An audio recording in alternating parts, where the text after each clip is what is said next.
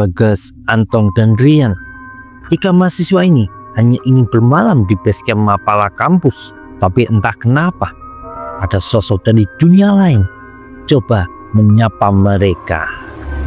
Ini kisah dari tiga mahasiswa yang malam itu mendapatkan pengalaman yang takkan pernah mereka lupakan.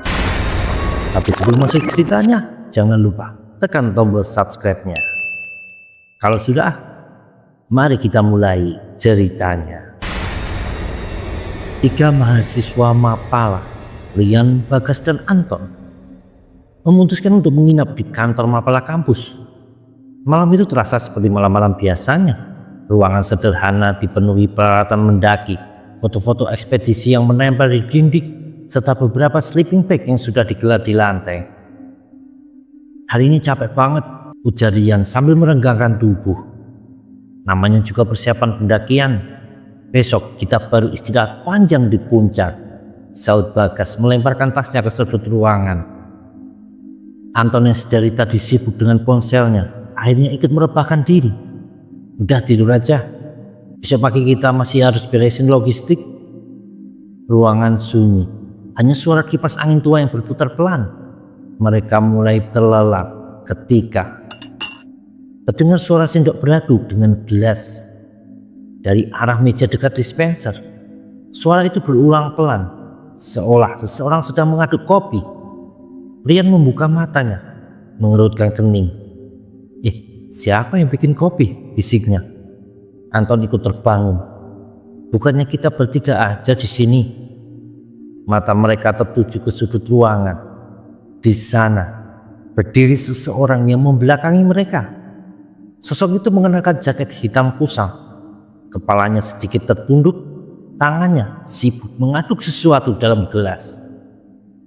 Bagas bingung, siapa itu? Anak Mapala?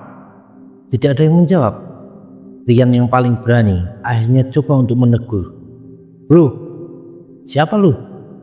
Sosok itu tetap diam, hanya gerakan tangannya yang terus mengaduk.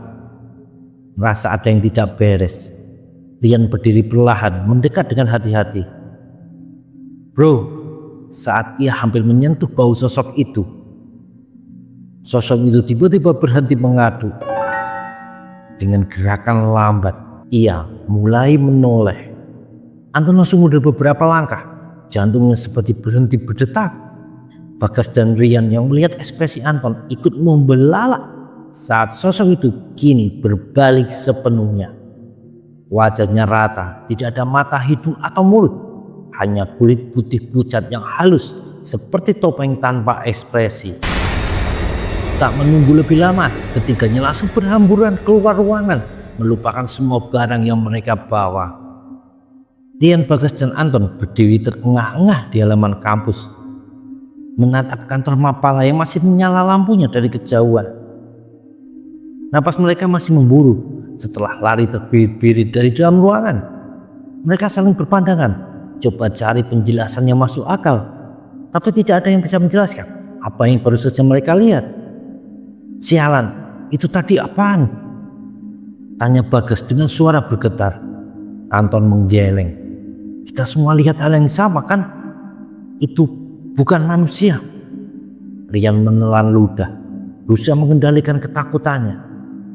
Kalau begitu, kita baru saja berhadapan sama makhluk gaib. Ketiganya terdiam sejenak, membiarkan kesimpulan itu meresap dalam pikiran mereka. Tapi satu hal lain membuat mereka semakin gelisah. Barang-barang masih tertinggal di dalam ruangan tadi. Sleeping bag, tas, ponsel, dan dompet, mereka semua ada di dalam. Anton menggaruk kepalanya yang berkeringat. Gak mungkin kita balik ke sana sendirian. Kita cari bantuan saja. Bagas mengangguk cepat. Security, kita cari security. Mereka pun berjalan menyusuri koridor kampus yang gelap, berharap bertemu salah satu petugas keamanan yang berjaga malam itu. Setelah beberapa menit mencari, mereka akhirnya melihat seorang pria berseragam security berdiri di dekat pos jaga, merokok sambil bersandar pada meja. Rian segera menghampiri. Pak, tolong, kami butuh bantuan. Security itu mengangkat kepala, memandang mereka dengan ekspresi tenang. Kenapa, Mas? Anton buru-buru menjelaskan. menceritakan kejadian menyeramkan yang baru saja mereka alami di kantor Mapala. Security itu mendengarkan dengan seksama, sesekali mengangguk. Setelah Anton selesai berbicara, security itu membuang puntung rokoknya, lalu berkata ke ketiganya, "Baik, ayo saya antar ke sana." Mereka bertiga merasa sedikit lega. Dengan seorang security menemani, mereka pikir setidaknya ada seseorang yang bisa melindungi mereka. Mereka berjalan beriringan menuju kantor Mapala. Malam semakin larut dan suasana kampus terasa lebih sunyi dari biasanya. Hanya suara jangkrik dan langkah kaki mereka yang terdengar. Namun di tengah perjalanan, Bagas mulai merasa ada sesuatu yang aneh. Ia melirik ke arah security yang berjalan di depan mereka bertiga. Rasanya ada sesuatu yang tidak beres. Perlahan, akhirnya ia ingat. "Kalian sadar gak?" bisiknya pelan ke Anton dan Rian. "Kita sering nongkrong di kampus, sering ngobrol sama security kan? Tapi kalian pernah lihat bapak ini sebelumnya?"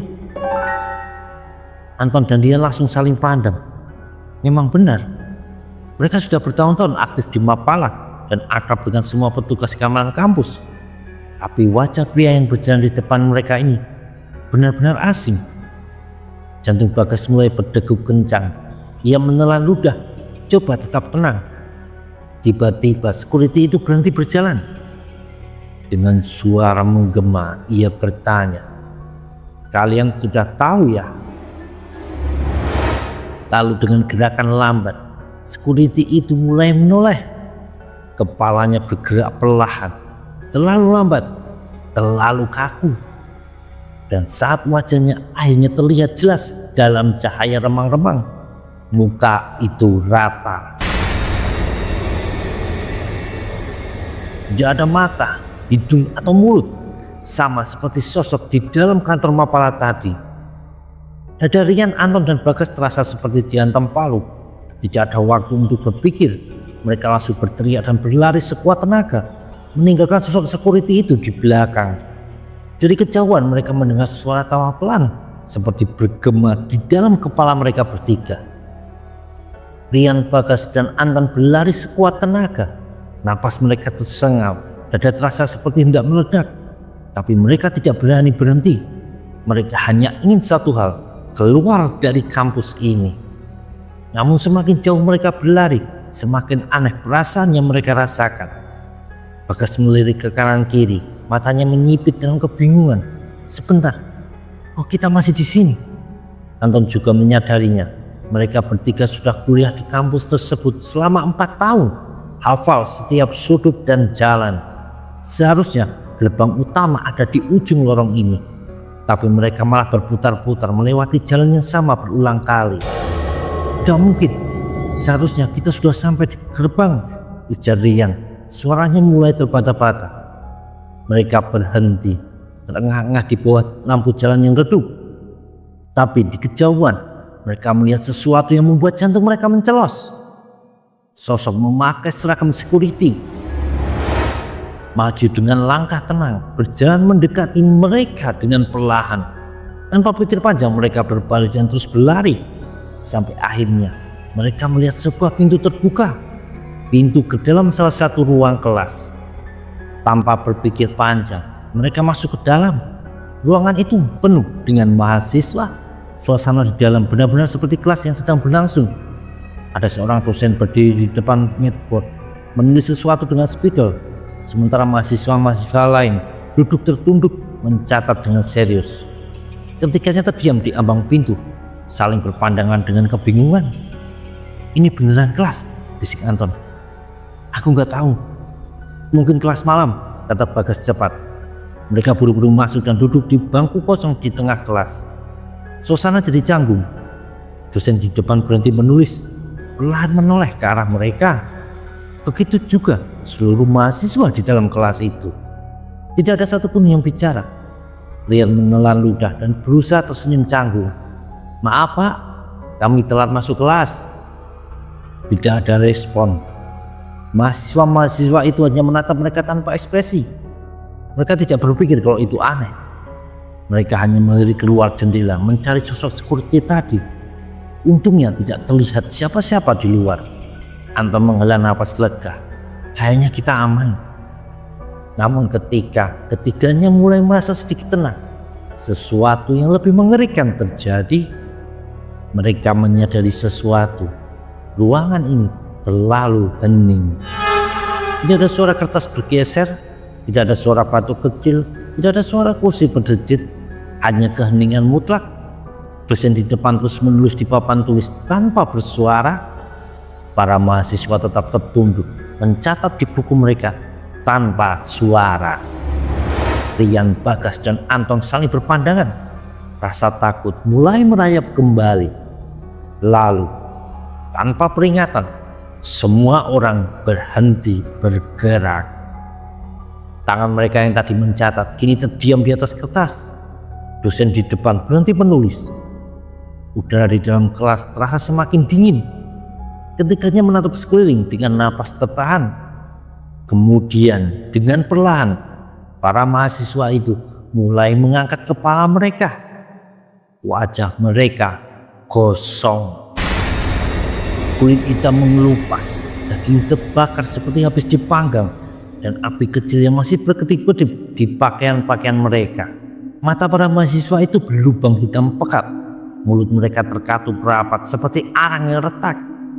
Dosen di depan pun kini berbalik, tubuhnya hangus. Tangannya masih memegang spidol yang kini berubah menjadi arang yang hampir hancur. Mereka hanya menatap, tidak bersuara, tidak bergerak. Lalu mereka semua berteriak serempak.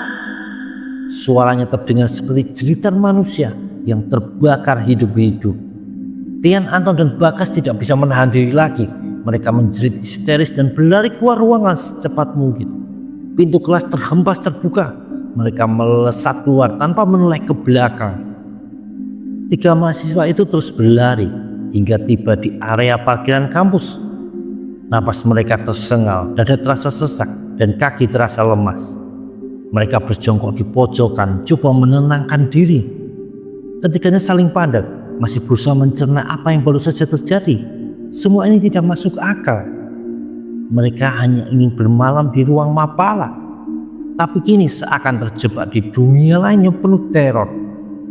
Tiba-tiba cahaya senter menyorot ke arah mereka. Ketiganya tersentak, tubuh menegang, jantung berdegup kencang saat melihat sosok berseragam security berdiri di depan mereka. "Kalian sedang apa di sini?" Suara berat itu bertanya. Rian, Bagas, dan Anton hampir berteriak, tapi segera mengenali suara itu. "Woi guys, Pak Nurdin!" seru salah satu dari mereka dengan lega. Mereka pun segera berdiri dan menghampiri pria tua itu. Pak Nurdin adalah salah satu security senior di kampus, orang yang selalu ramah kepada mahasiswa, terutama anak-anak mapala. "Pak, tolong, kami mau pulang, tapi nggak ketemu pintu gerbang," kata Bagas dengan nafas masih terengah. Pak Nurdin tertawa kecil. "Alah, masa gerbang kampus nggak ketemu? Kayak mahasiswa baru aja. Ayo ikut." Mereka pun mengikuti Pak Nurdin berjalan melintas kampus yang kini tampak lebih normal. Suasana mencekam tadi terasa mulai memudar. Sambil berjalan, Pak Nurdin menuju ke salah satu gedung di bagian belakang kampus. Dulu, 7 tahun lalu, gedung itu terbakar. Ada anggota mapala yang sakit hati karena nggak diluluskan. Dia nekat bakar gedung di malam hari tanpa sadar kalau ada kuliah malam. Korban jiwa 23 mahasiswa, 1 dosen, dan 1 security yang coba menyelamatkan, tapi malah tewas tertimpa balok kayu dari atap yang terbakar. Ketiganya terdiam, udara terasa lebih dingin. Pak Nurdin melanjutkan, 2 hari setelah kejadian, mahasiswa itu gantung diri di ruang mapala. Dia ninggalin surat pernyataan bahwa dia yang melakukannya, dan dia minta maaf untuk semua perbuatannya itu. Ketika mahasiswa itu saling pandang, bulu kuduk mereka meremak, tidak menyangka kampus mereka punya sejarah yang kelam. Akhirnya mereka tiba di pintu gerbang kampus. Pak Nurdin tersenyum tipis. "Jangan lama-lama di kampus kalau sudah malam, banyak yang gak suka." Mereka bertiga mengaku cepat karena mereka benar-benar kapok. Tapi sebelum pergi, Pak Nurdin menambahkan, "Oh iya, kalau sempat mampir ke rumah saya, bilang ke anak-anak saya kalau yang terjadi bukan karena pekerjaan. Saya justru cinta pekerjaan ini." Ketiganya terdiam. Ada sesuatu yang aneh dalam ucapan itu. Mereka coba berpikir dan kemudian serempak mereka tersadar Pak Nurdin di depan mereka ini sedang meninggal 7 hari lalu. Mereka bahkan ikut membantu mendirikan tenda untuk tahlilannya. Tapi kini Pak Nurdin berdiri di depan mereka. Ketikanya menoleh pelan, Pak Nurdin tersenyum tipis. 3 mahasiswa itu menjadi histeris dan kembali berlari sekencang mungkin meninggalkan kampus. Di belakang mereka terdengar suara Pak Nurdin yang sayup-sayup berkata, "Hati-hati, kalian hampir ikut aku tadi." Suara itu diiringi oleh hembusan angin dingin yang membuat malam terasa semakin mencekam. Terima kasih yang sudah mendengarkan cerita ini sampai akhir. Jangan lupa di like dan di komen, juga tekan tombol subscribe. Sampai jumpa di cerita selanjutnya. Kalau masih berani.